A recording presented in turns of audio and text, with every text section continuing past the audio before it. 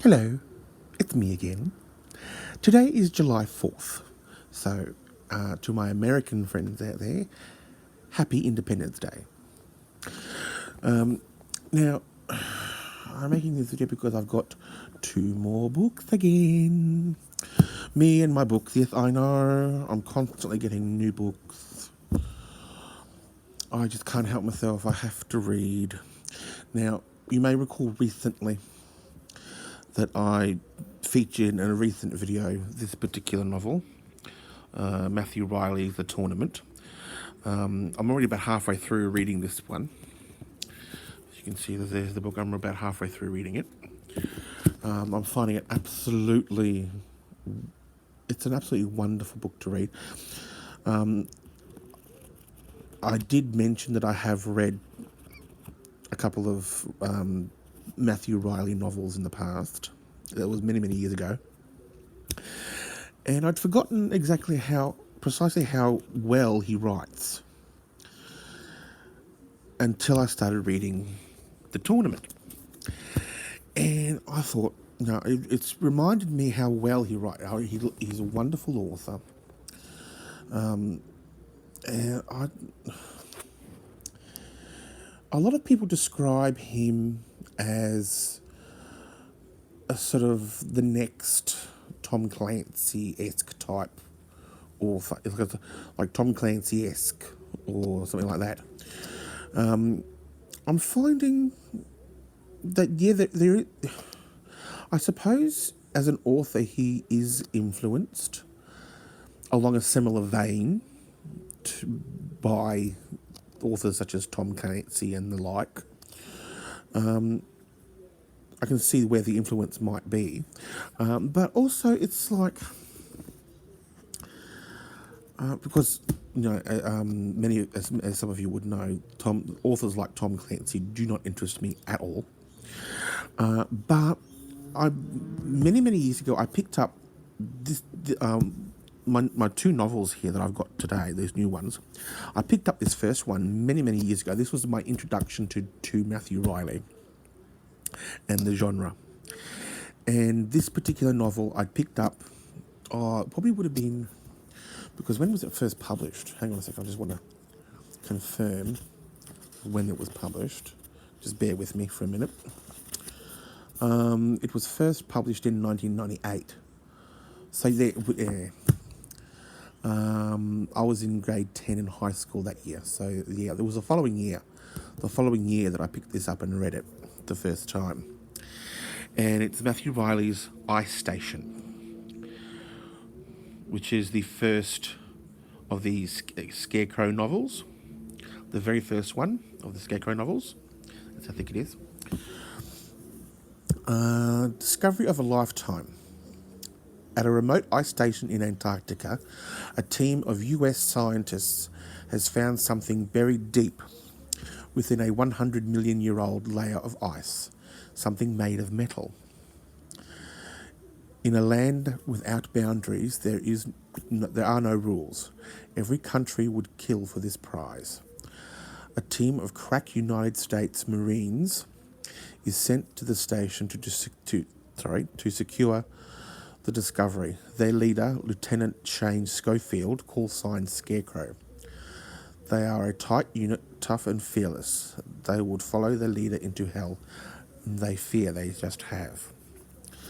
So, I read that probably about 20 years ago. And I thought it was brilliant. I thought it was actually brilliant because normally I'm not one for those Tom Clancy-esque, Cussler-esque type novels, but I thought this was brilliantly done. And similar with The Tournament, I'm finding them very brilliantly done. So I thought I'd pick up the sequel, the second one in the Scarecrow series, which is Area 7. Which I haven't read yet. I've not read this one yet. So I thought I picked this one up. This is number 2 in the Scarecrow series. It is America's most secret base, a remote installation known only as Area 7, and today it has a guest, the President of the United States. But he's going to get more than he bargained for on this trip because hostile forces are waiting inside. I'm not going to comment on that, but anyway. Among the president's helicopter crew, however, is a young Marine. His name is Schofield, call sign Scarecrow. Rumour has it he's a good man in a storm. Judging by what the president has just walked into, he'd better be. So that's Area 7. So I'm looking forward to reading those. And I'm currently reading, still, like as I said, I'm currently reading Tournament at the moment. It's a brilliant novel.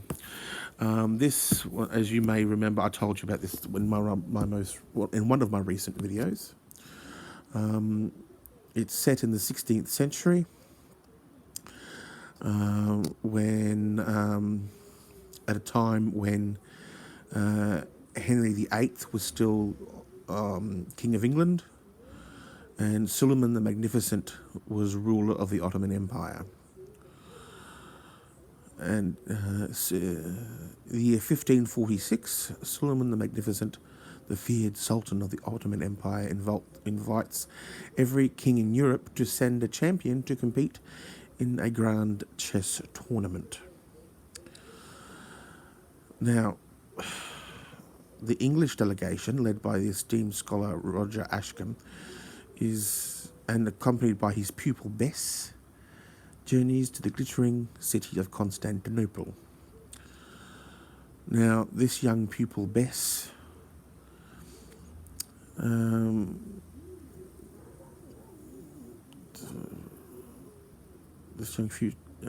become, at a later time, Her Majesty Queen Elizabeth I. Yes. And it's told from her perspective as a young adolescent teenage girl. So it's told from young lady Elizabeth's perspective, majority of the story. And I'm finding it, they have to solve a number of murders. And they suspect some very interesting people along the way. So that's... some people might think it a bit of a departure from Matthew Riley's usual work. However, the intrigue is there. There's intrigue. Political intrigue. There's, criminal intrigue. It's very interesting. I'm finding the plots and twists and turns and the plotting and scheming and the intrigues and all that sort of thing. It's my kind of novel, I think, and I like it. And I do recommend, even if you're not one for that type of that genre of novel, similar to the Tom Clancy novels. Matthew Riley is similar, but not quite as there as what Tom Clancy is, if you know what I mean. It's sort of like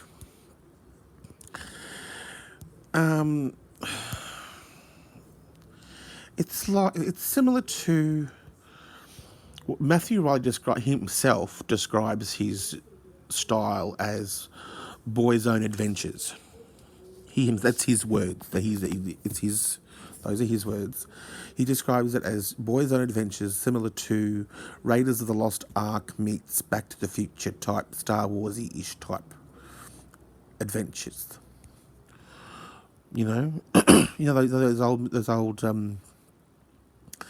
Those old movies from the 80s and 90s. The I would similar to something like Back to the Future meets Jumanji type, something like that. You know what I mean? 'Cause I've read Temple.